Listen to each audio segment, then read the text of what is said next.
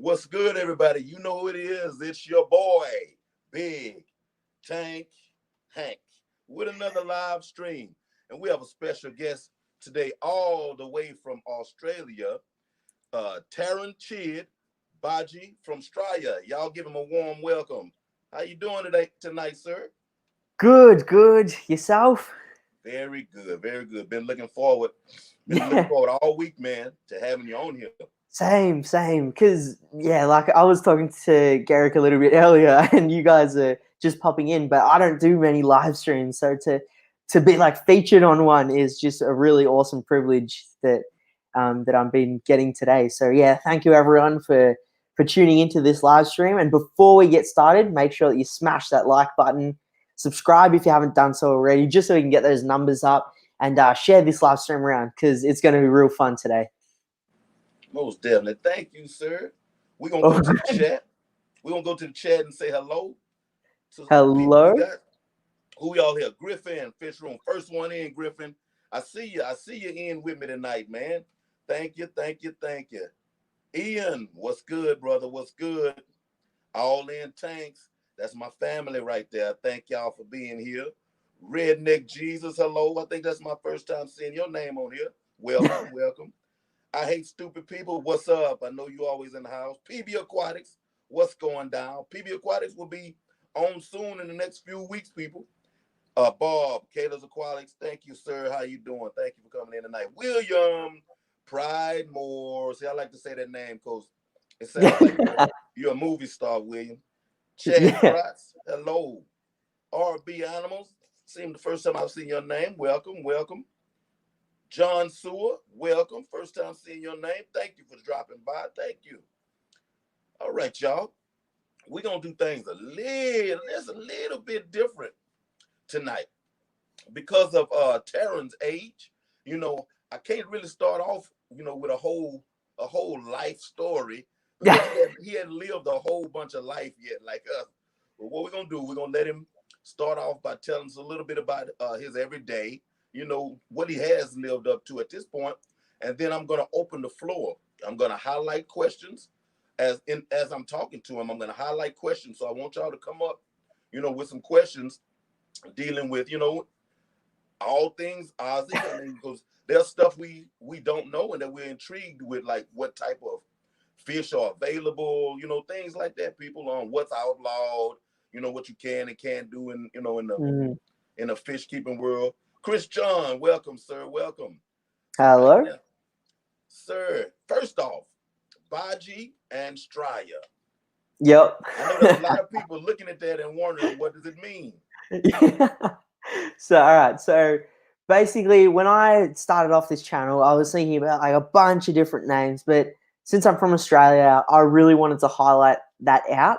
So, the name I went for, Bodgie, is like basically real Aussie slang for boy, and Widgie is the slang for girl. So, I identify as a boy, so I was like, yeah, we'll get with Bodgie. And Straya is what we kind of call Australia, but it's like a what's it called? Like an abbreviated version. So Bodgie, boy from normal English, and Straya, Australia. So real simple, but also confusing name.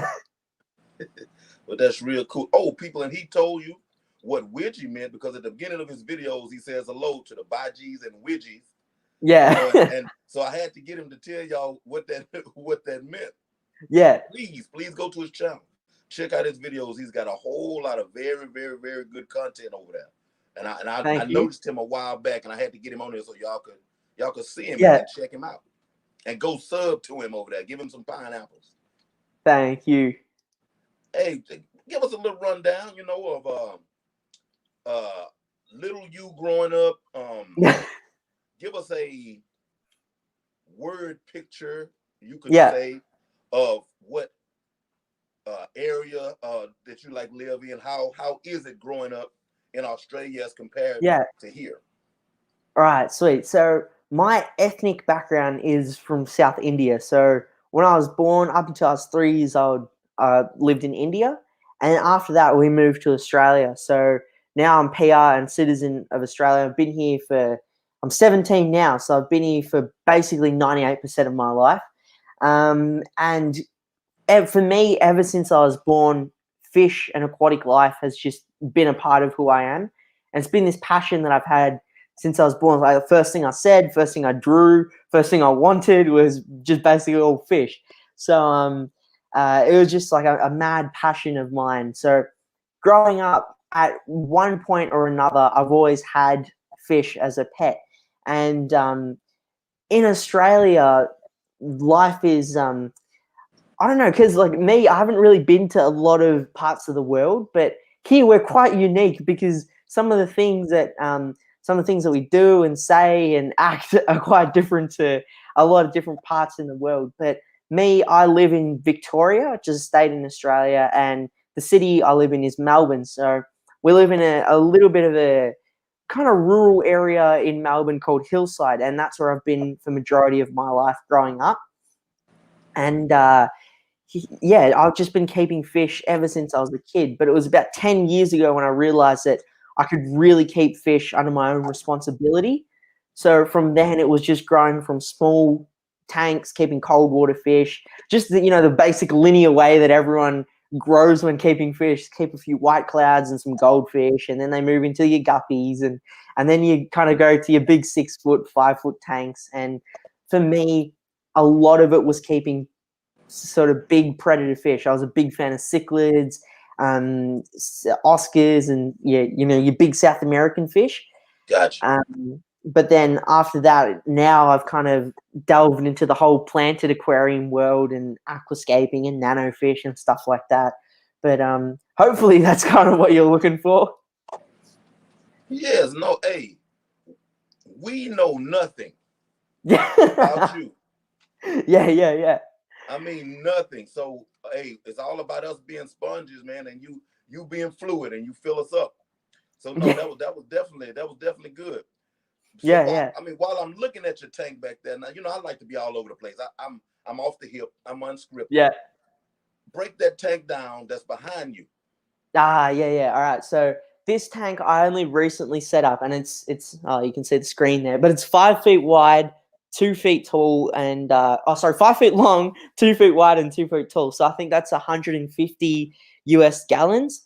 And this tank is kind of unique because it's the first time that I went with an inbuilt sump in the tank. So it's like a peninsula style tank. And at the moment in here, I have very few fish because I've been focusing on another tank that you'll see just here off to the side. And that is a 4 foot low boy tank. And that one is mainly my plants and stuff that I'm growing in there. But in this one, at the moment, I have a female Jack Dempsey cichlid that I've had for about 5 years. And I grew her up when she was about this big. So she was like the size of my thumbnail. And I bought her for like $9-10. And from then, for 5 years, she's just been growing up with me. But Jack Dempsey's, they're renowned to be a real aggressive fish because they're South American cichlid and all that jazz. But my Jack Dempsey, her name's Jill because, Jack Dempsey, Jill, Jack and Jill. Yeah, so Jill is a real anomaly of a fish because I've had her in with neon tetras in the past and she's fine with them. She's been in with small, tiny nano fish and she's been perfectly fine for 5 years growing up. Okay. So prior to this tank, she was in with some rainbows, some cardinal tetras and stuff like that. But my old 5 foot tank actually sprung a leak, so I had to get that replaced. So I set this one up, and at the moment it's just her. I've got a few wild caught L397 plecos, and I also have 2 Meister's catfish, and they're kind of like a real small version of a tiger shovel nose. So they only get like about 20 centimeters, 25 centimeters in length. I don't know how much that is in inches because you guys are a different metric scale there, but sure, they get to about 25 centimeters, and they're like a real nano type of a tiger shovel nose, really cool sort of predator looking fish that isn't a predator. So yeah, that's the rundown of this tank at the moment, and bit of a sneak peek, but in the next week or so I'll be getting 40 cherry barbs to go into this tank. So I really want to get like a big school, some bright red fish going on in there. but that also highlights the fact that Jill is perfectly fine with some small nano fish, which is kind of the thing on my Crazy. channel. Yeah, yeah, yeah, That's crazy though. It's yeah. cool. It's cool to hear because a lot of people don't understand when they think of fish as far as being living animals that have their own personalities, and Right, people really don't think about it. They they exactly. they segment them all in these areas that people Yeah, say this fish is like this fish is like this, when it doesn't even have to be like that. that's the main issue that like sometimes I have where I'll go to an aquarium store, I'll be chatting, and then especially in the early, because now it's like I have that confidence, I know that she won't do anything. But in the early days when I'll be like, all right, I'm gonna go and grab some textures, I'll be like, what fish are you keeping? I got her in with a Jack Dempsey, and they'll just be like, nah, they're all going to be feeders. Like, what are you doing? But I know my fish better than anyone else. So it is that personality thing. Like, I wouldn't recommend for you to buy Jack Dempsey and put it in with your guppies, Yeah, 100%. Because I've yeah, seen the damage that they can do. yeah. I've seen Yeah. male Jack Dempseys. I've seen other Jack Dempseys beat the heck out of fish before.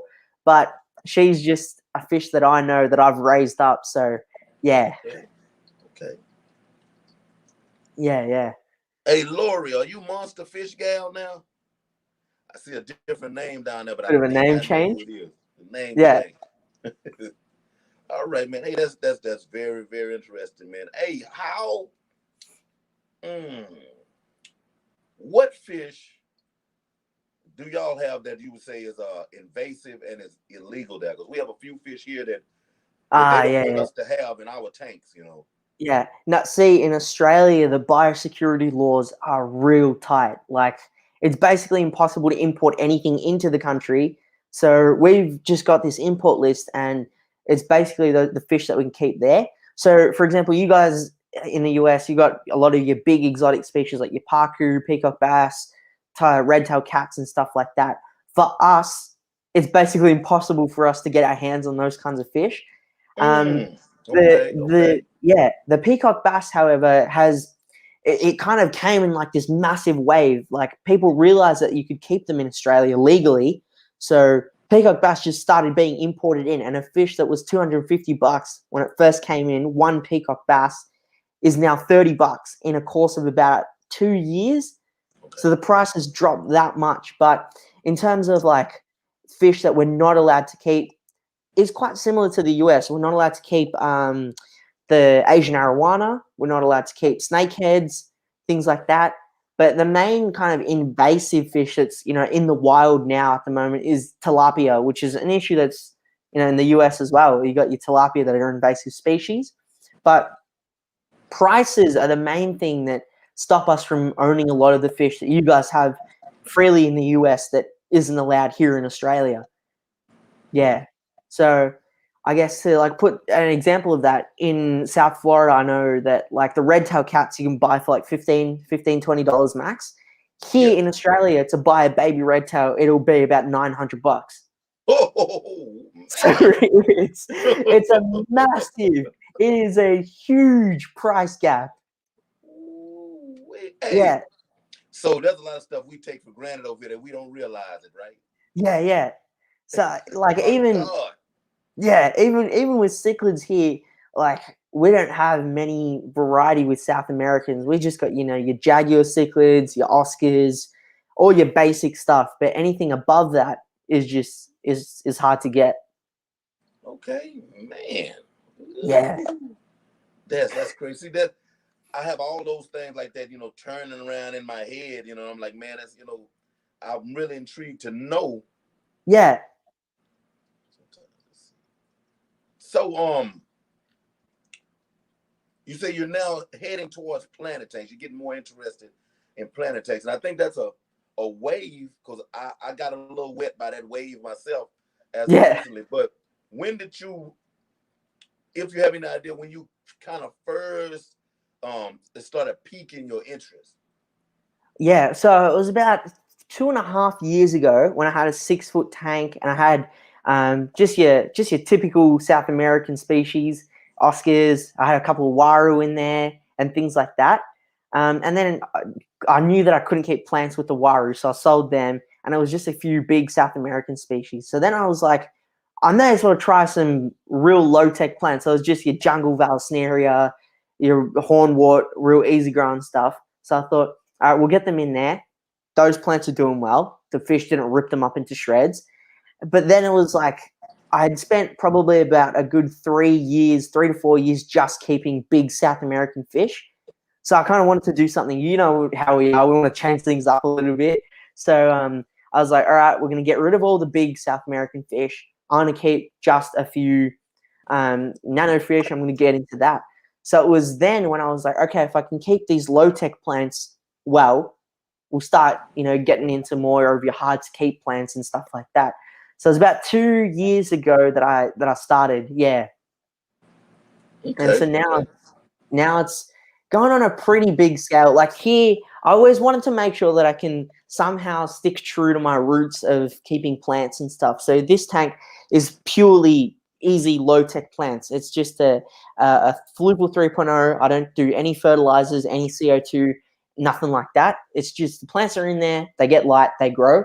But this tank you'll see off to the side, let me unplug this, but this tank you'll see off to the side here, that's my main plant grow out tank. So this one here has a lot of your high CO2 demanding plants. I've got a few different types of mosses, some Bucephalandra species, some Rotalas, and those real like red vivid plants that people want to, get in aquascapes. But this tank at the moment is kind of like my plant growing for profit. So what I'm doing is growing plants, snipping them, selling them, and things like that. So that's what I've got mainly going on. I'm full on center here, but that's what I've got mainly going on there. But the real cool and unique thing about not only fish but also plants in Australia is that the prices are real expensive.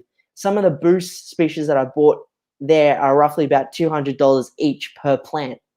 So it's like as a 17-year-old kid that like goes to a job, earns money, and then puts it directly into buying plants and fish, it's not that sustainable. Okay.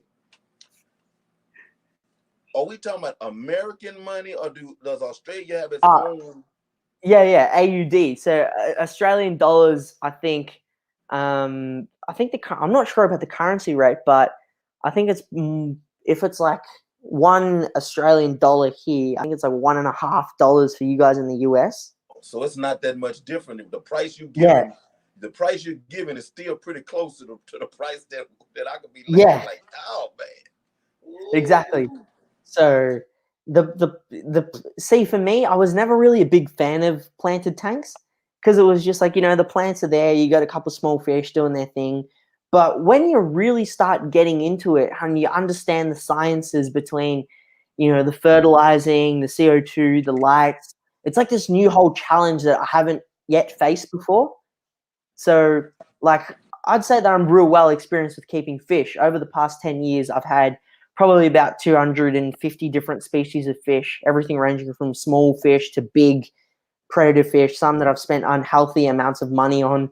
But like I've kept a few different types of big and small fish before, and kept, nano South American, African cichlids.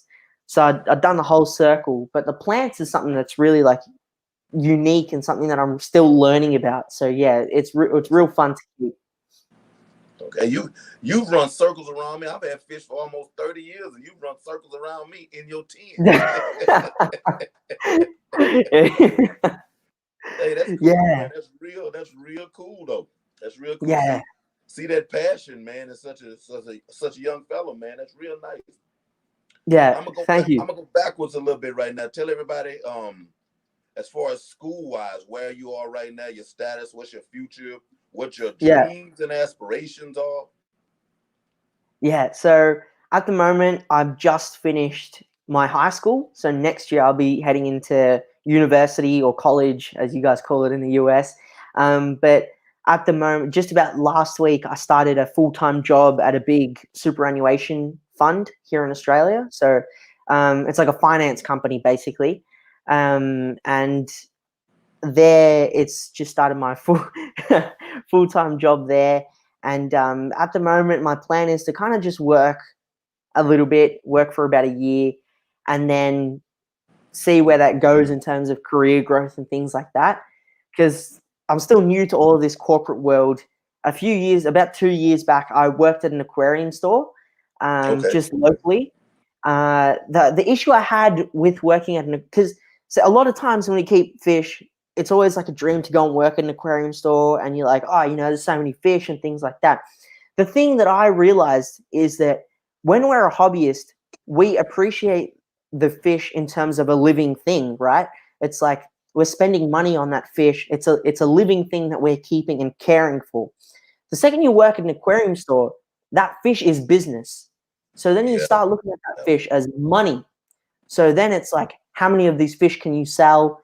Because the shops try and keep track of how much money you're making for them.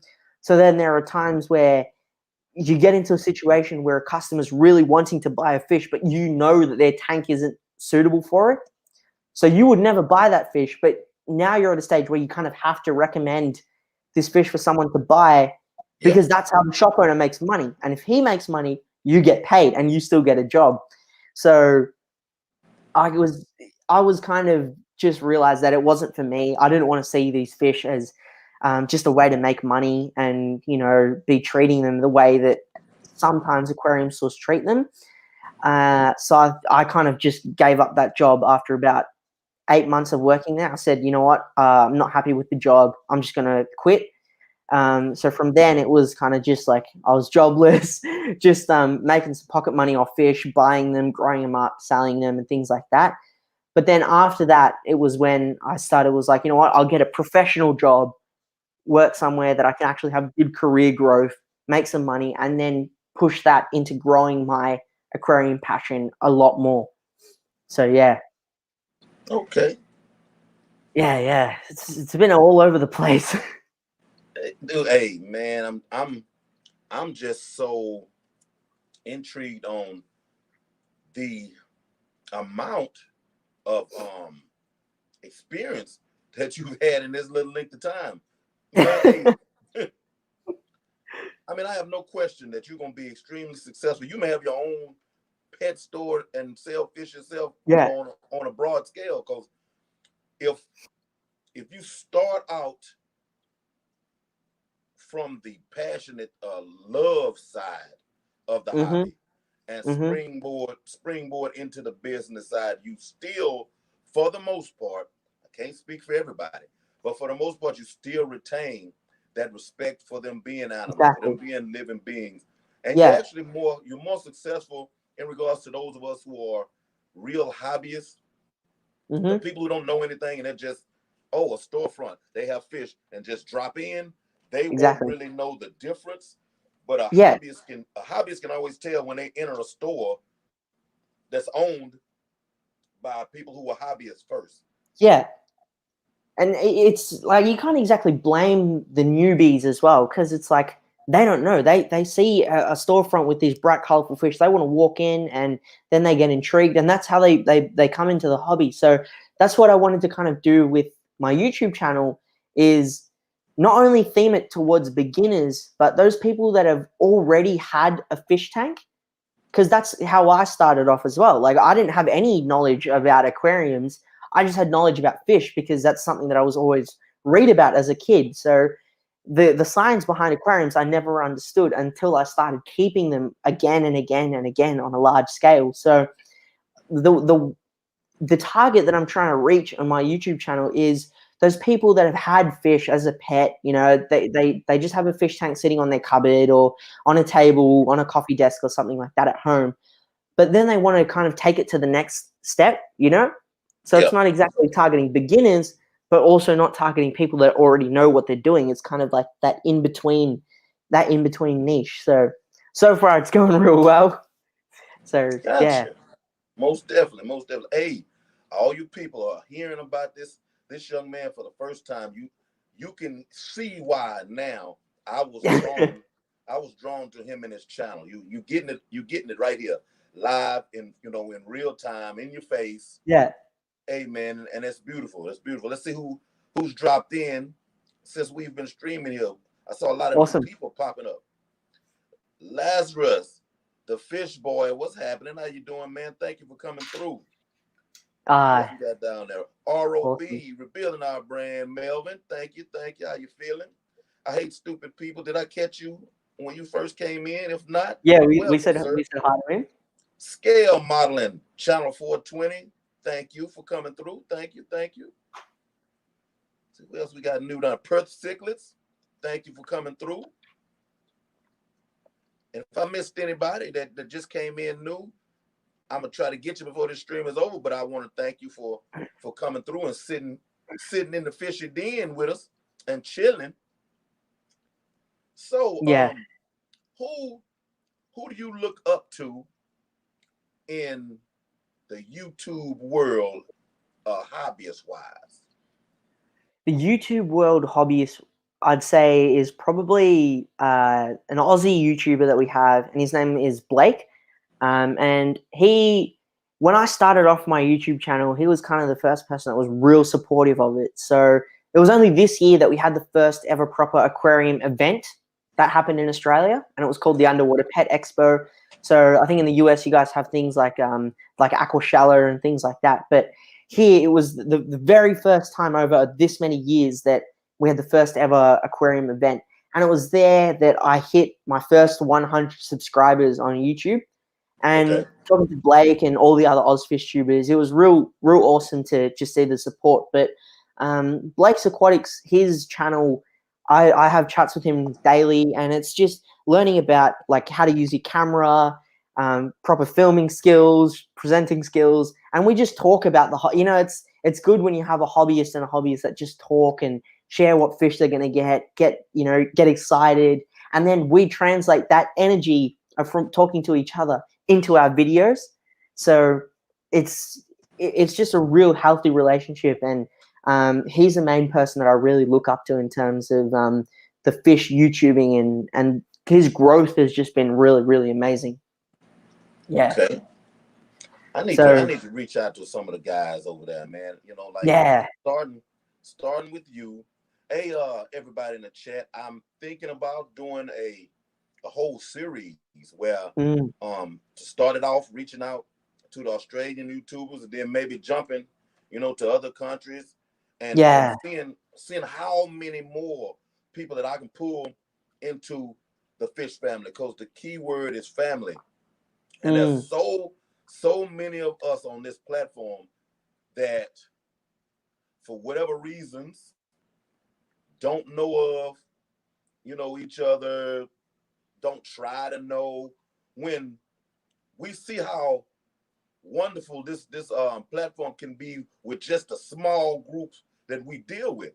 You just imagine if you multiply that. You multiply that by tens and tens, and it just gets super huge. People, you just think, well, we could go with this thing. And that hit me early last week. I said this is an extended hug. I believe, this den is a place for people to come and to relax, and be themselves, and to meet people. So if we're gonna meet people, then let's meet people. Exactly. Yeah. No, that's dope. That's awesome. What's your holy? People use the term holy grail fish. Like, what do you want to end up with? Ooh, with me, there's still like so many different fish I want to keep and experience and things like that. But my dream fish is the Australian lungfish, and it's this real like, imagine if you had a Baisha, but you multiplied the size by like 100. They get to about 3 feet long, get about that thick.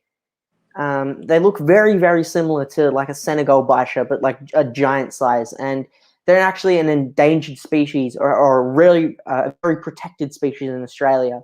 And to keep them isn't that hard. Like, you can't just go grab one from the wild because it's illegal. So there's only one place in Australia that is breeding them in captivity, and then making sure that those fish are microchipped and that there's a permit and a license. that's been given to a single retailer, and that's the fish that I want to get. And my goal is to hopefully get it next year for my 18th birthday. But the Australian lungfish is just a very, very primitive, prehistoric fish. It kind of comes up to the surface and breathes air. Real cool looking fish. Yeah. Yeah, we have a few types of lungfish over here that are Yeah. in the market. Mm. Yeah, they're pretty cool. They just don't move enough for me.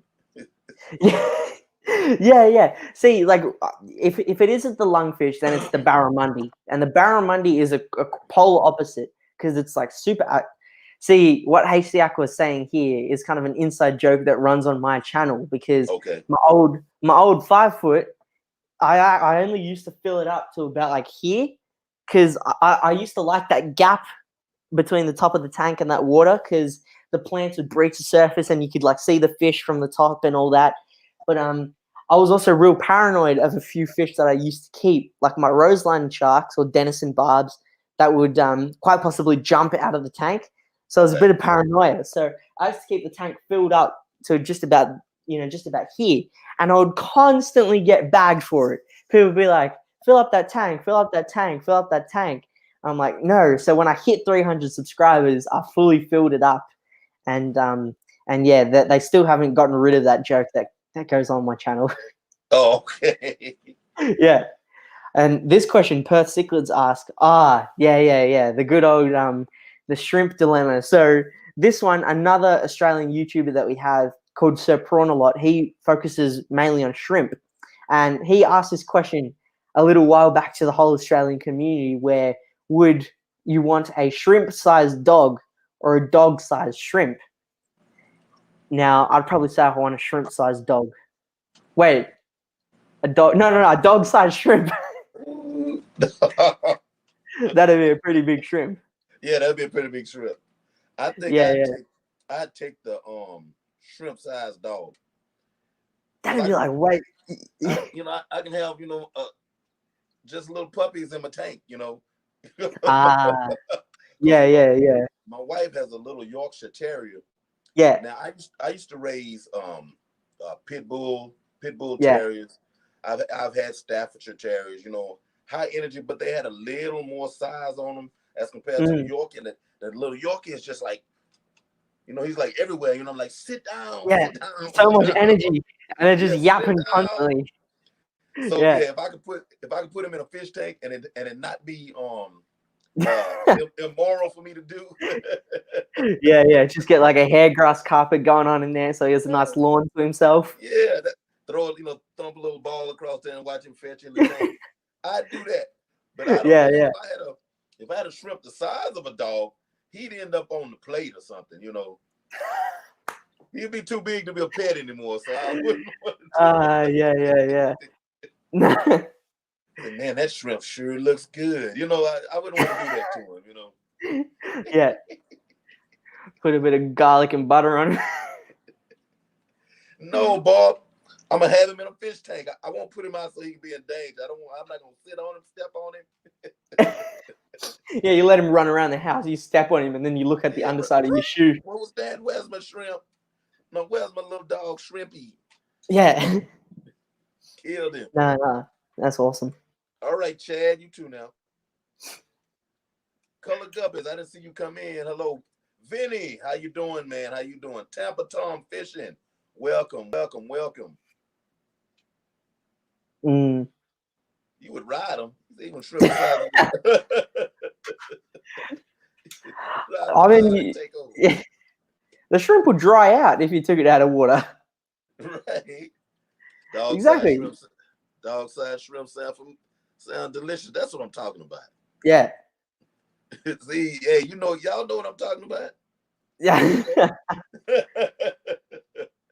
I wouldn't want to do that to him. I wouldn't want to do that to him. Yeah, exactly. Aqua Balls, welcome. HC, man, we reading your comment, but I forgot to welcome you in, man. Welcome. Aqua Balls, what's going on? Mm. But yeah, man, when you had messaged me earlier, man, I was knocked out. See, I work overnight. Yeah. Oh, So right. I'm 1 a.m. 1 in the morning to 11.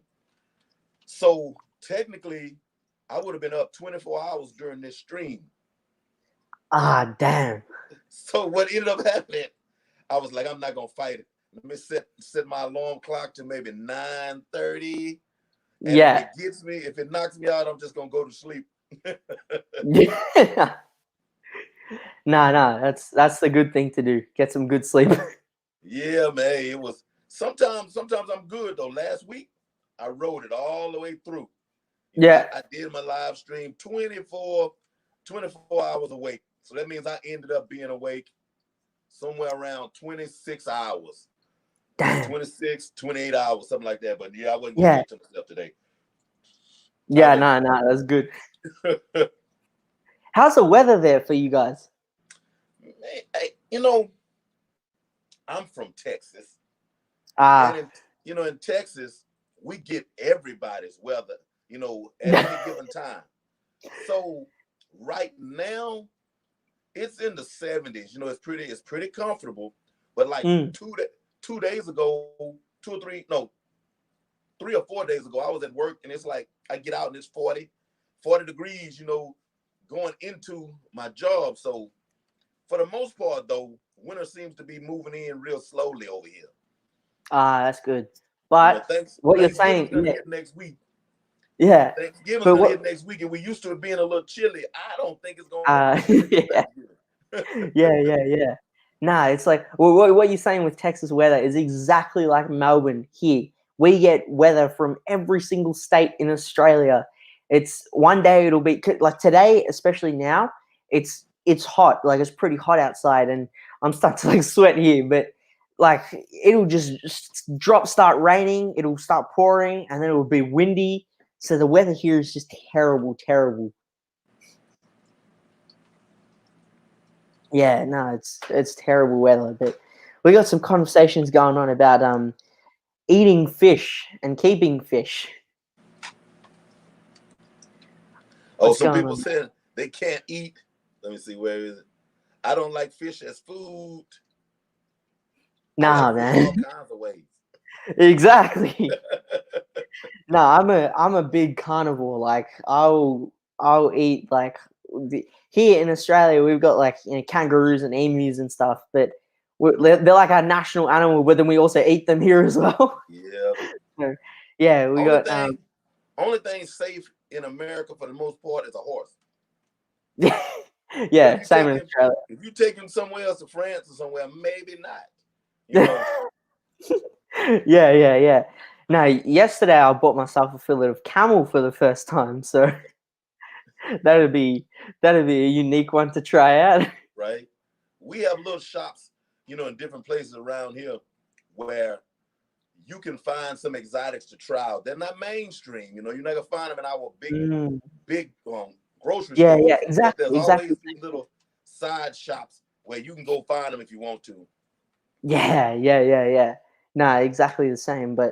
Um, but yeah, the fish, like the aquarium thing here is the thing that I'm finding the most different to you guys in Australia because the fish that we keep here is very different to like the available because like you guys have a lot more variety, right? In the fish that you guys can keep. Yep. If you Yep. go to you got aquarium stores that specialize in predator fish, you got aquarium stores that specialize in nano tanks, aquascaping, and things like that.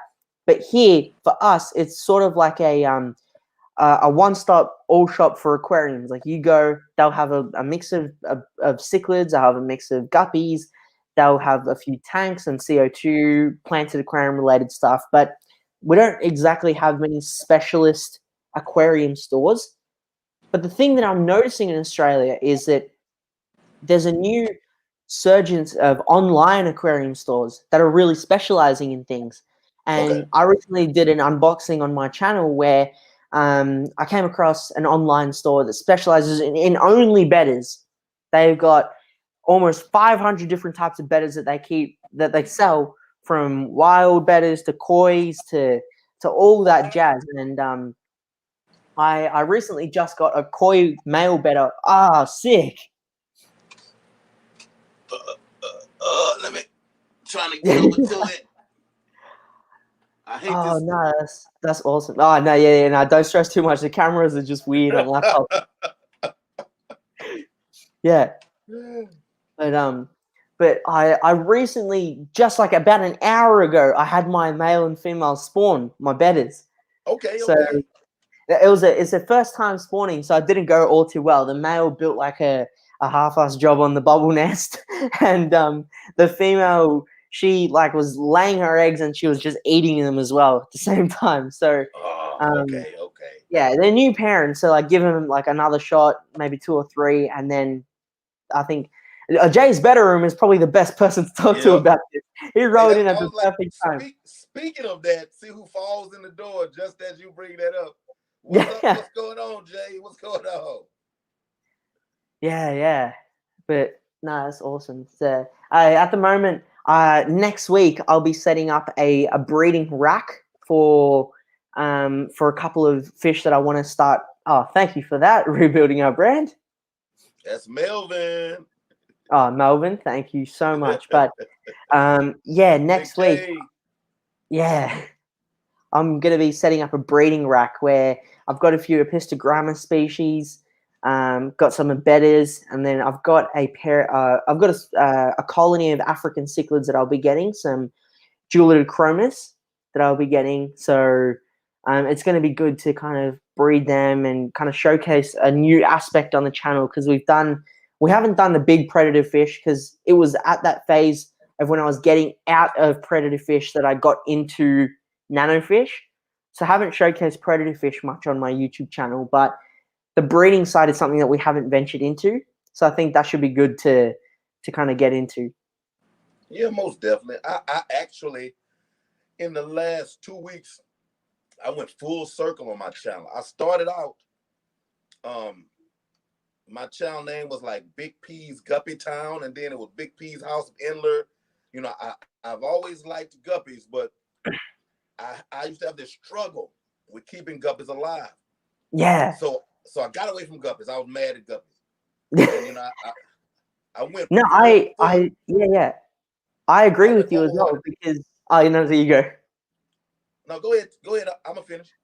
No, okay, because I was gonna say I agree with you on the guppies as well. Because in Australia, that's also a big thing I'm noticing is that the success rate that people having with guppies isn't high. Because at the moment, you got a lot of your line bred and inbred guppies, so the genetics are just real weak, is what I'm noticing. So yeah, people just aren't having many success with guppies. I've got swordtails, I've got platies. The guppies I've only ventured into once, and they were going good. They were breeding for me, but then the whole colony just took a dip, and yeah, I don't know what happened with them.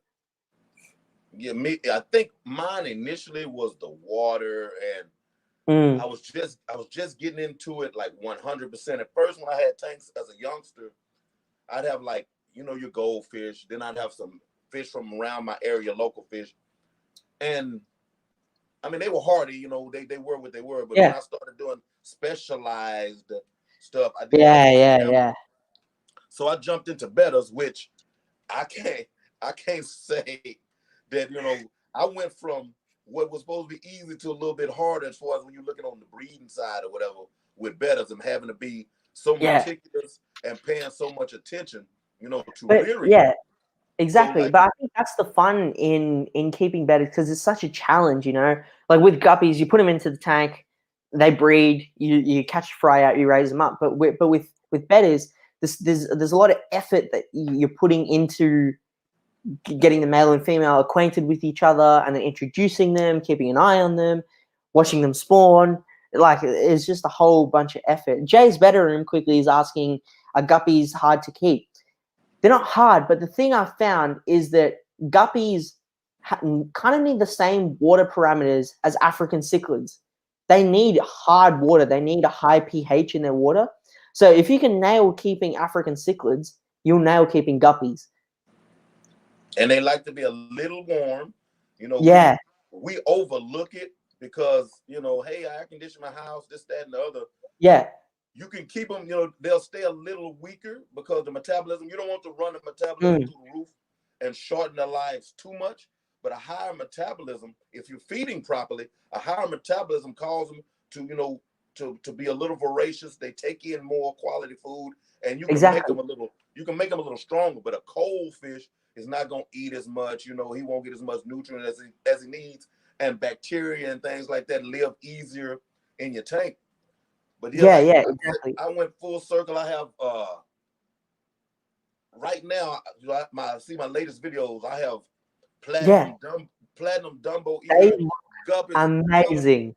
It coming out of my ears, you know, over here now, and I have my blonde um Endler guppy hybrids, which that's my favorites. I have big 50-gallon pond in my garage. I have them. They're exploding, and but Yeah, I just think about how it was more of an experience thing. Right now, it seems so easy to me. Right now, right, exactly. Yeah, yeah. so you know, I'm surprised with what I got going on, and it's Mm, easy. But at first, you know, almost 2 years ago, when I started with yeah, the guppies, you know, it was like, oh my God, these are just guppies. What's the problem? Why am I losing all of these? yeah. You know, It's the same thing with like basically every fish. It's like with discus keepers, everyone is like, "Oh, discus is so hard to keep," and you know they're always dying. But then when you hear a discus keeper's experience and the things that they do, now they're like, "Oh, breeding guppies, I mean, breeding discus, that's so easy. Mine breed for me every week in my tank." So it's just once you nail the breeding aspect of the fish, you kind of go full circle on the knowledge that you own about it as well. Yeah, started with 12 guppies and now I have a thriving. Oh, that's awesome. very much so, very much so. Yeah, man, it was crazy. But what I wanted to do, I'll now be able to do and provide, you know, some very good looking guppies, you know, to people and not like Yeah, crazy prices. Same beautiful fish, especially these Dumbos. You know, I ran across a guy who, I mean, they were more like pond guppies for him. You know, he just had mm, them, and you know, I have to work on them a little bit. They are very good now, but there's some nuances, some subtle nuances I need to work out of them. You know, yeah, so I'm gonna do a little culling, but I mean, for the most part, the Dumbo ears, you know, they're large, man, and they're actually blue. You know, you see some with the black. You know, these are mm, blue, and the red. They're not really red tails. They're more of an orange.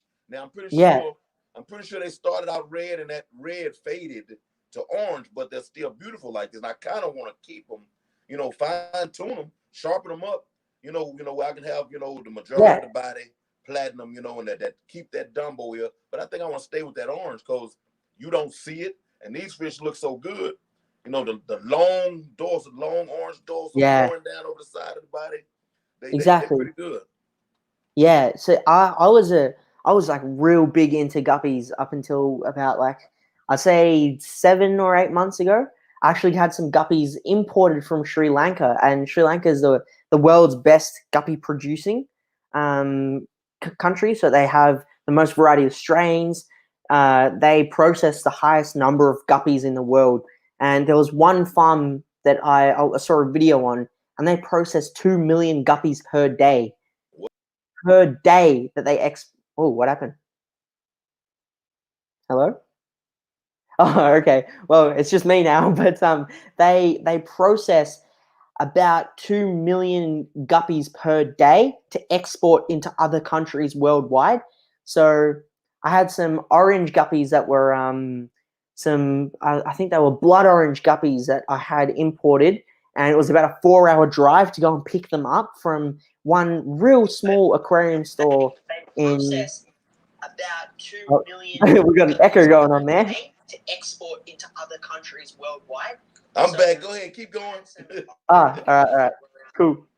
Yeah, I just saw people were getting tripped out with the echo that's going on in the background. And it was about a 4 hour drive. Oh yeah, I had to do some quick repair work there. Yeah. But yeah, I was just talking about my some guppies that I had, and so yeah, Sri Lanka they process 2 million guppies per day to be exported, and this is from one farm. So when you look at all the other farms that are in Sri Lanka that are processing guppies, it's insane. So then they get to wholesalers in other countries, and then those wholesalers ship them out places in Australia and things like that. But I was keeping them and I was breeding them. And just before I was going to bite the bullet and get some 24 karat gold, pure gold, and these guppies were awesome. It was literally like gold nuggets. These guppies were just that metallic and really, really amazing looking. And I thought, okay, I'm going to get this and experiment with them and see if I can get some Dumbo ears and get some platinums mixed into there. But just before I did that, I got into the rainbows, and my rainbows were breeding for me and all that jazz. So I was keeping them, but then yeah, I ended up selling them. So now I'm going to be getting into a little bit more of the dwarf cichlids. So some epistogrammas, some German blue rams, and things like that I want to kind of venture out into and breed. Yeah. So yeah, WA. So Perth cichlids. He's from Western Australia, which is another state. But here in Victoria, I have my local fish store, the one that I visit quite frequently. They have really amazing quality, and the pair of guppies that they were selling for, the 24 karat gold ones, were $100 each. $100 a pair. Sorry. Oh, no. But they were amazing looking guppies. But that's the thing with Australia. The thing that sucks is the prices. Our prices for fish are just out of the roof. Like, for example, what's a price for, say, like a goldfish that you guys have in the US? Well, it depends. You can get feeder. Yeah, like a feeder gold for 40 cents, 40 25 cents. cents, depending on where you are. I think the goldfish is probably the best deal. If you like goldfish, yeah, a feeder tank, I mean, man, you get such variety. And I mean, you'll end up with fish that grow over 12 inches long that you pay exactly. 25 cents for, you know. See, so yeah, we got like 19 cents, 20 cents. Here in Australia, a feeder goldfish is about $2. What? So What are you you can feeding? see You know? exactly. So yeah, and just to go like another one, for example, discus. What do you think is a good quality discus price? You'd like a really high end discus price that you'd expect to pay. $40, 35, 40. For good quality discus here, a good quality discus here in Australia is $200 up. Man. Hey, I remember those days here though. Yeah. I remember those days. But man, that's crazy. The thing that I'm noticing though is because the aquarium hobby is growing a lot more in Australia, the certain side that's growing, however, is the predator fish side, and that's what I was talking to you about. So, like 2 years ago, the first ever peacock bass came into Australia, and I had purchased one of those peacock bass. I purchased a pair, a male and a female, and altogether it cost me about $450 for a male and a female. And as a 15-year-old kid, you're putting $450, all of your savings into two fish, right? But they were just a dream fish for me to own. At the time, the peacock bass was just a fish I was so mesmerized with. And for about a year straight, it was just exclusively keeping peacock bass, and I was breeding and things like that. But the demand for peacock bass got so high that everyone was importing them in left, right, and center. And then they were also breeding them as well. So a $250 fish within about a course of, let's say, 10, probably say 15 to 16 months is now $30 each though. So it's like, yeah. But the other issue that do you guys have like many hybrid, like when you go to buy, say like a peacock bass or discus or stingrays, things like that, are they all like purebred fish, or are they the species, or is there like a lot of hybrid things that are coming up? Well, I don't really pay attention to them at the LFS. I only see it, Yeah. like on the videos. Yeah, And yeah. I'm seeing more hybrids show up, Mm. on videos, but it's looking the way that people talk on the videos, the LFSs are still trying to stay more breed specific in the Yeah. stores at this point. They're trying to, because I mean, you can't really sell. I mean, you'll have to do a big sale job, to sell certain type Exactly. of fish, hybrid versions of, Yeah. and still make that high price. Exactly. The thing that's happening in Australia though, and the thing that I'm kind of not liking where the aquarium hobby is slightly heading in Australia is that, for example, we like take the peacock bass example again. We had purebred Ocellaris peacock bass, beautiful green color, red belly, black stripes, eye spots, and things like that. When other species started to come in, like your Calberries, your Azules, and things like that, they're the main three species that we have at the moment, which is your Calberry, your Azul, and your Ocellaris peacock bass. You have your aquarists that want to, collect them, keep one of each, just so they can have a bit of variety. The issue that happens here is that you've got three different species in one tank, and then they breed. So then when they breed, those people, they raise up those babies and then they sell them. So now effectively you're selling 50 to 100 hybrid fish into the aquarium industry. So now it's basically impossible or really, really hard to find yourself a good looking purebred peacock bass. So it's basically Yeah. ruined. The peacock bass market is destroyed here.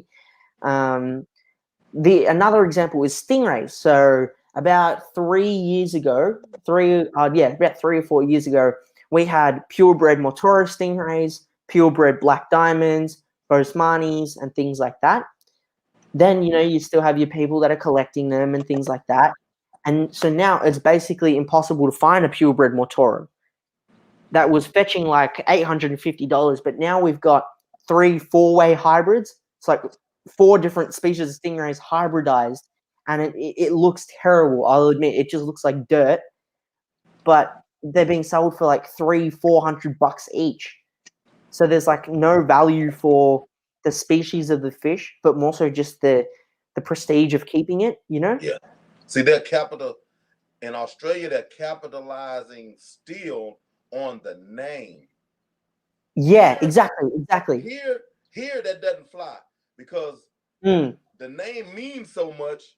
Once you start muddying the gene pool, Americans will It's a stop no-go. buying it. Yeah, they're gonna stop buying it. Exactly, and that's how I wish it was here in Australia, because exactly how you said, the name is the thing that's being capitalized. Freshwater stingray, instantly that's $500. I don't care what the gene pool is.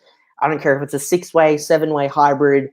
I don't care if it's missing half of its body, but the fact that it's a stingray is making sure that it's fetching easily, $300-400. Yeah. And there's demand for it as well. Like people, there's a local aquarium store, and this is the aquarium store that I used to work at. I'm not a big fan of it at the moment, just because I don't like the way they're heading and influencing the aquarium hobby. And usually I'm kind of open and honest with these things, just because I'm an aquarist, I'm a hobbyist, and I want to see the hobby in Australia thrive and head somewhere good. But I don't like the things that aquarium store specifically is doing. So just about yesterday, they got in about 30 hybrid stingrays, and in 24 hours, about 25 of them have already been sold out. There's only about 5 left. So that's pumping hybrid rays or hybrid fish that aren't, true to their genes and the species into the aquarium hobby in Australia, which is kind of unfortunate, but we still have those specialist keepers that are willing to put that few extra $100 into a purebred fish. So, yeah. I mean, that's crazy that people would actually do that. I mean, Mm. there Yeah, it's there can unfortunate. be a market. There can Yeah, be a market, but don't destroy the integrity, of the beginning. Keep exactly. that pristine. You can have 2 markets, but it's just the irresponsibility. Money makes people so irresponsible and pardon my French, dumb. You Yeah, know, it's it's crazy. And yeah, when you respect what something is, in its original form, I mean, you writing books, you starting clubs about them, and mm. then to have people to, they may reduce the price, but sell more of. And then Exactly. after a while, those distinct colors and things like that that you're used to just See, go away. that's yeah, that's the main thing. And see, Jay's better room. He brings up a good point here. So he thinks that hybrid fish are the new norm, and he loves purebred fish. But he asks if hybrid fish are necessary for the hobby. See, like we've got species like flower horns, right? Completely man-made fish, and there's a lot of controversy behind those fish. And me personally, I'm okay with it as long as the fish is able to live a happy and healthy life, right? So I'm not a big fan of those short body flower horns that have the compressed bodies and things like that. I But don't like short body anything. yeah, exactly. So like as long as a fish is able to live a happy and healthy life, it's completely fine. But then the people that are actually here to provide good quality fish to the hobby, but are also making a living out of it, it completely ruins their market and things like that. So, people in Australia, it is just the value of the name for the fish. Like per cichlids, for example, here's an amazing African cichlid breeder that we have here in Australia, and African cichlids, because of the hybridization that's happening, it's completely ruining his market because he's providing amazingly colored, amazing quality fish. So yeah, it's just, yeah. I have a question for Perth cichlids. I This is kind of what actually spoiled me on hybrids for the most part. I was really enamored by Malawi eye biters, Mm, and my local LFS. The body. I like that brilliant blue that the males would have. The steelish blue. The body that was all its own thing. I found some OB eye yeah, biters. Now I recognized them from afar, body wise, and they were only about 4 inches. yeah, And I recognized him. And I mean, the LFS that I go to, I don't think he really knew what he had per se. I traded in, excuse me, I traded in some fish. I don't even know. I may have traded in some guppies. I'm not sure. And I got these two fish, but I think he was selling them for like $4 a piece or $5 a piece. And I had them for a while. it's just not the They, same. yeah, that's out there. They just weren't what I, was looking at on Yeah, all the videos. exactly. And see, when you're bringing that point up, it it's the behavior, because you've got your peacocks, which are these very fast moving fish. They're kind of like a guppy in behavior, where they don't have much personality, but they're just super friendly, swim around, do their thing. The eye biter is a pelagic hunter. It's a fish that is an ambush predator. It'll sit still in one place. When something swims by, or it knows that it can eat a fish, it will just shoot right at it and hunt that fish. So when you're mixing a fish that is very, very fast moving, that doesn't care about anything, and an ambush predator together, you're getting this fish that has this behavior between both of them, if that makes sense. And No, it does. yeah, and that also then leads into like the whole culling aspect of fish as well, because with you want to provide quality guppies to the market, right? Yeah. But if you're just selling everything that you're breeding left, right, and center, you're going to have some deformities. You're going to have some that don't have the best colors. You're going to have some that are perfectly amazing, and they're the ones that you want to sell. So it's like that's another issue that I'm seeing in Australia, where there isn't that regulation of genetics in fish here. Because like if it was the wild and you had a fish that was swimming around in the wild, if it was deformed, it's going to get eaten by a predator. If it isn't able to eat properly, it's going to die. And it's only the ones that are the best colored and the best suited to their environment that make it to adulthood. But that's a Yeah. thing that isn't really being appreciated or valued in Australia, where everything is just being mass produced in order to be sold because of that name. Yeah, And a bit of on an on unfortunate note. on the same subject, just in a different species or animal all the way around. Yeah, How I said earlier, I had pit bull dogs back in the day.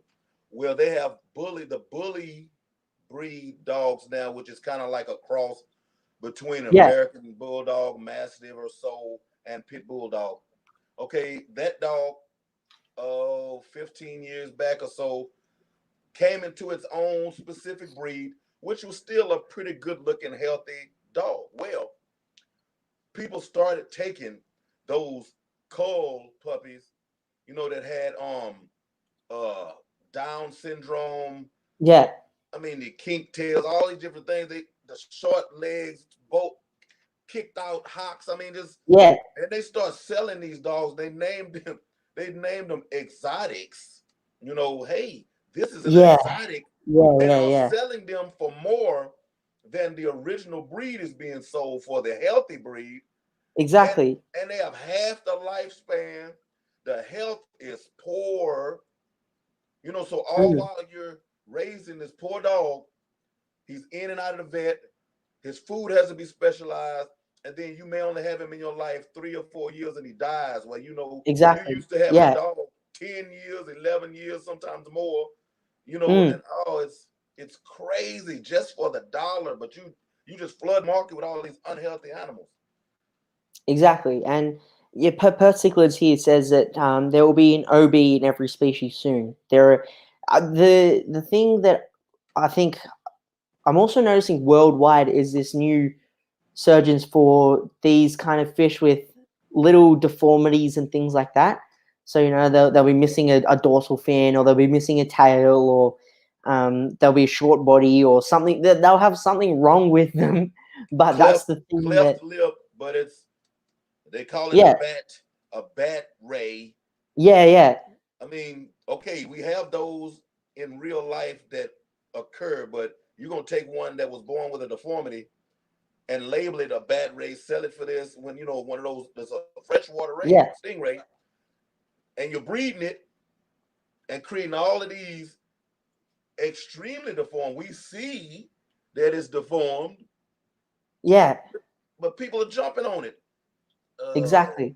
And it's so, like scale modeling here says that overbreeding anything will always screw up lifespan and health. It's true, and there's a way that you can get around this by ensuring that gene pool is diversified.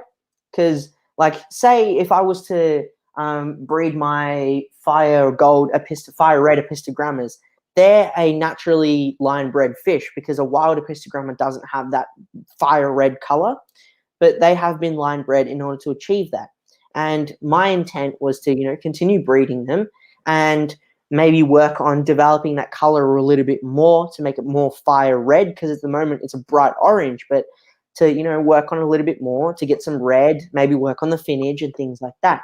But if I continue that for maybe 2 generations, it'll be fine. If I continue that for 5 generations of fish, you're going to start noticing really bad health effects. So that's where you got to kind of introduce a completely new epistogramma from a different source in, ensure that the bloodlines are mixed and things like that. So I guess it's sort of um, just like introducing people and educating them, I guess, about that. yeah, most definitely.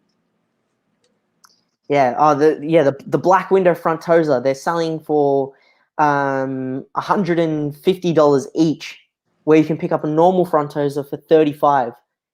And the Black Windows are the same aquarium store that I'm not much of a big fan of. That's really selling these trash quality hybrid and things like that type of fish. So And yeah, it's already a problem with the frontosa not even being kept. I mean, the pure frontosa not even being kept in a manner that is conducive to yeah, their health, such as the lower lights, deep water, yeah, hiding places. People are not even doing that with the pure ones. just bare bottom. Yeah, then you just Exactly. hybrid it out, and then you're still not housing it properly. Oh my God, those poor little animals. Yeah, but negative note. Yes, yes. I mean, but it's so much of reality of what we do. Mm, And if it wasn't for us staying keyed in on those negative sides, those things that people are doing to destroy what it is that we hold sacred, we would have no reason to work towards maintaining it ourselves, or trying to hold those things true. Exactly. Yeah. And we would But lose all of it would just go away. I mean, yeah, after a while, there would be no reason. exactly. And then to actually find those real purebred true fish that are true to their behavior and colors and nature, it's going to be like one person in like the middle of nowhere that's maintaining the integrity of those fish. Yep. But yeah, I'll give you yeah, one that it depends on the person, but take an Endler, for instance. Now, let me show you this guy. See if I can get my camera to go right. Oh, that looks awesome. okay. It's obvious he's hybrid. Yeah, Now, by looking at his tail alone, Endlers, I mean, they have a geometrically even fish tail. yeah, But the colors on the tails are distinct in certain ways where it look like all they have is that. But that's one of the specific traits of Endlers. yeah, The color patterns on the body are distinct and they're separated. Like this per se. yeah. Like Whereas the straight orange and then black and blue. Yeah, they'll bleed together with hybrids. Let's say your feeder guppies, or if you do a fancy guppy and an Endler, and you get these bled in together colors. You have this strong, distinct, bold colors. Where if you yeah, end up with light blues and things, pastels, obvious hybrids. Now, the wild type Endlers, it's so hard to, for those of us who respect, what they really are. It's so hard to truly find them in their truest form. I know one specific guy, Adrian Hernandez in Florida. I mean, and he has yeah, connections with some of the original collectors, and he's actually one of, yeah, next to the man, but original collectors, and he keeps in multiple places. He keeps like 55-gallon drums. He actually keeps wild strains going. yeah, But there's very few of those people still around. They'll have something, they say, hey, this is a wild type black bar Endler. But it'll have long, the color will be distinct, but there'll be long forked tail, or one yeah, sword will be very long. They don't occur naturally with those long swords. And if one exactly. shows up, 9 times out of 10, something's going to eat him because he's going to swim slower, because the sword is making him slower than everyone else. They don't show up like that. So Exactly. they're being sold as pure, wild, Yeah, called, blah, blah, blah. But if you actually know the true characteristics, you'll know better than. But yeah, they're just allowing the hobby to just be flooded with these hybrids like that. From the smallest to the largest, we need to try to stay true with all of them, I feel. exactly. Yeah, definitely. I mean, I can Yeah. understand the side market. I can understand that. I bought him, like, specifically. I have him in there with two females of my blonde Endlers. I Mm-hmm. have two unhit females in there with him, and they're in a 10 now. But I mean, eventually, I'm gonna let that spread out into Yeah, a bigger tank and just see where I can go with it.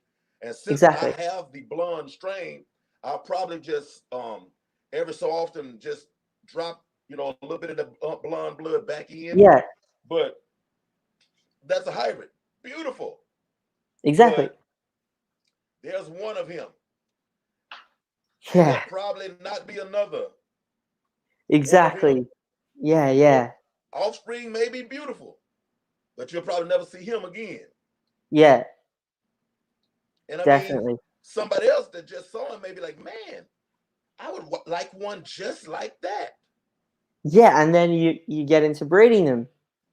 And then and then you're like, hey, tell you what, I can sell you this young trio for this amount. And then you take them home, you breed them, and you never get what you're looking for, because they're not breeding true. Exactly. Yeah. That's a big issue with designer guppies here. And yeah, so Prawnalot, the other shrimp YouTuber I was talking about, he bred he himself a pair of panda guppies. Beautiful looking guppies, but they're kind of like a hybrid between an endler guppy, kind of very small guppy. He bred them and he just got normal endlers. Just straight normal endlers, and it would like very so often there would be an endler with some panda colors in there, but it was just endless. And And he got that's so fed up. crazy. He got so fed up that he got rid of them all. That's crazy. I went to the same store that I got him from. In my mind, I was just gonna have a mixed endler tank in my garage. Mm. So I was looking for female endlers, which is hard to find them unless you order, pairs or trios of a specific strain. Yeah. Well, the guy in my LFS was like, "Hey, here you go. I got you some." He went to the back. He brought out some female endlers. Beautiful. Yeah. I mean, we talking about the plain gray bodies, but they had these strong black eyes. Yeah. Almost looked like they had eyelashes. I mean, Yeah. they were just distinct. Now, I got like 5 from him. He thought they were all female. So as they were growing, I'm like, hey, that's not a female right there. So it ended up being what is a LT gray endler, right? Mm. LT gray is a wild strain, but as far as he knew, these were mixed, which I'm pretty sure they probably were hybrid, and an LT gray Yeah. showed up. But this Yeah. was after the fact that I had put them, with some other fish. Ah. Yeah. Well, maybe I could have like, okay, well, let me hold them over here and just wait and Yeah. see what they do. He was just like, I have some, put them with your male. Like, I'm like, you Yeah. own this fish store and you don't know what you have here. What you're getting. Yeah, You're like, exactly. put them with your male. You don't even know what kind of male I have. You're just like, here you go. Here's some female endless. Put them with your male. And one of those fry was an actual male, and it was an LT gray. I mean, they could have been Yeah. pure. So Exactly. this little fellow was what confirmation wise what a LT gray is supposed to look like. Because Yeah. they were already, in the tank with my other ones. Exactly. So it's like impossible to differentiate from then on. So yeah. Yeah, it's over now. I mean, Yeah. there's gonna be some pretty fish come from it, but Exactly. It's just that integrity is lost just like yeah. that. Oh, that's awesome. Yeah. And then No. it was frustrating because what some people actually do ran across my mind. I'm looking, I'm like, man, okay, they've only been in there this long. If I take them out, Yeah. maybe nobody has gotten to them yet. And then you convince yourself of that. You have them separated, and then you start selling them, and now you're putting, Yeah. people lose respect for you because they're like, man, when they grew up, I ended up with a black bar, and then a LT gray showed up, and then a Japanese blue was in there. Yeah. No, it is.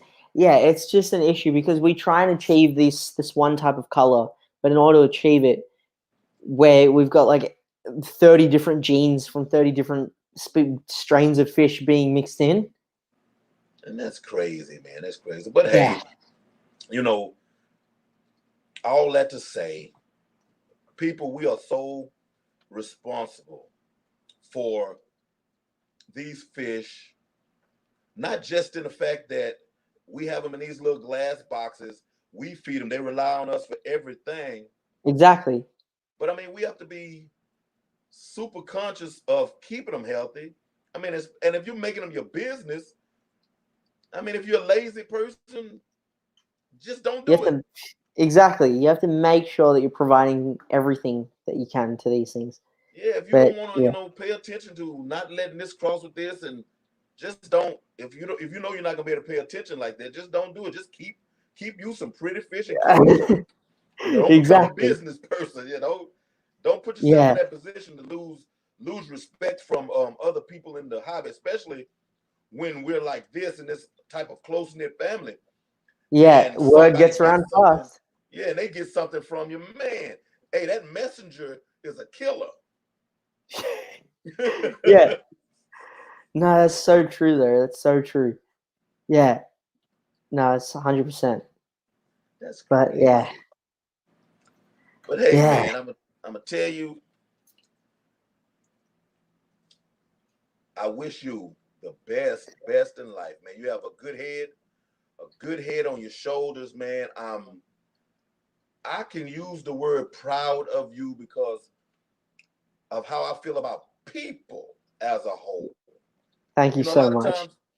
times, when people use the word proud because of their concept of it, they think it's only for those people that they either are related to, have been knowing so long. I'm all Yeah. about people being productive and heading in the right direction because I mean, you're not an adult, but you're so close that for you to Yeah. already have the mindsets that you have now, and for the how you've immersed yourself, in this hobby, and how you have already kind of thought ahead of how you want to continue by incorporating you getting the education, getting into the corporate world, understanding what that is, and so you can now afford to broaden, how you do this, man. Yeah. Kudos, man. Thank you. Kudos. Massive Respect, thank man. you. Yeah. No, thank Respect. you so much. This has just been a real, like, different.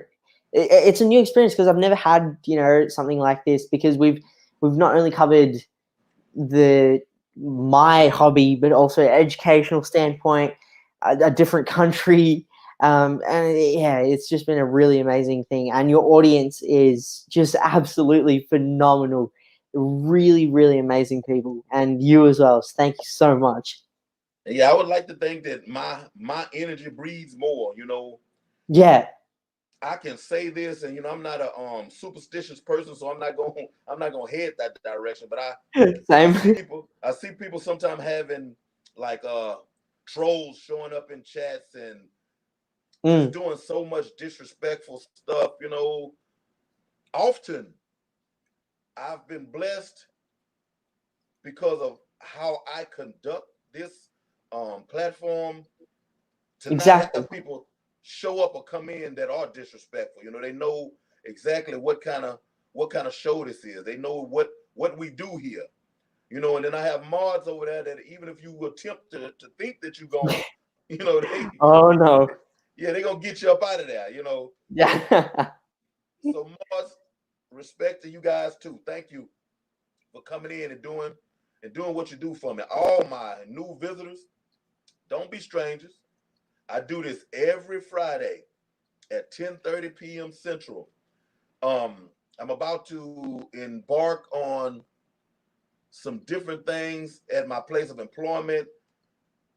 I'm jumping over some levels, or I'm attempting to here pretty soon, which in turn is going to affect my schedule. But this is going to keep going. I may just be moving to a different slot, but I'm not going to let anybody down because I know that this is important to a lot of people. It's important to me being a Mm, people person and finding this platform where I can reach out. Man, I reached out to you in Australia. You see what I'm saying? exactly. In just regular world, Yeah, how could I do that? exactly. So I No, it's respect this awesome. for what it is, and it just means so much to me. So we're gonna go ahead, guys, and get up out of here. Um, thank you, Taryn, man, for showing up. Thank you. No, Tarun thank Chid, you. y'all. Yeah. Bodgie from Straya. Thank you. You have a good day, young man, because it's my bedtime and your day is still going. Yeah. Yeah, Yep. It's like 4 in the afternoon now for us. you know what I'm saying? I need to be laying it down. Yeah, yeah, 100%. Awesome. Yeah, But thank you thank you, guys in man. the audience. Thank you. All Awesome. right, y'all. Remember, You may not hear it from anybody else, but I love you. Peace.